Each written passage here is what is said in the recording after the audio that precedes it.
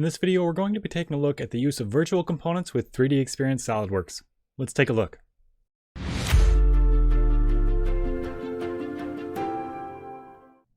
Alright, so the creation of virtual components with 3DEXPERIENCE SolidWorks is not actually supported.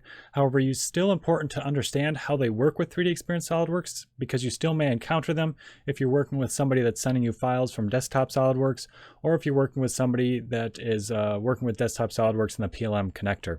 So those are the two situations that we're going to cover today. Let's start with if you're working with somebody that's also using 3DEXPERIENCE, but they're using desktop SolidWorks with the PLM connector. If they are using virtual components in their assembly and saving it to the platform, their virtual components will save to the platform. Once you open that, you will see a component that looks like a physical product with a circle around it. That is the virtual component. Now, as long as you don't make any changes to that, you can save the virtual component back to the platform and make any changes you need to the physical products.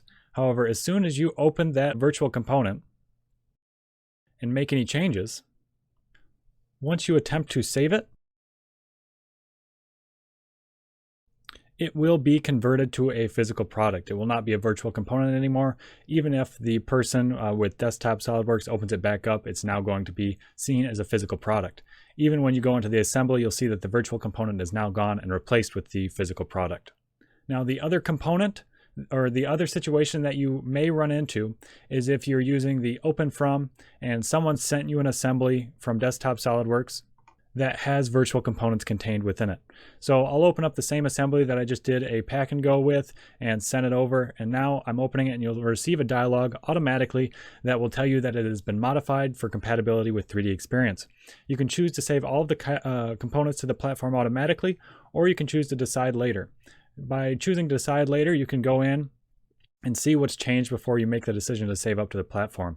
Here, if we open up the task, the add-in here, we'll see that it automatically was converted to a physical product for us. We didn't have to go in and make any changes and save it. So now you'll be dealing with only physical products when using 3DEXPERIENCE SolidWorks. So that's it for just a quick look at how virtual components will behave when using them in 3DEXPERIENCE SolidWorks. Hope you enjoyed, and if you have any questions, be sure to reach out.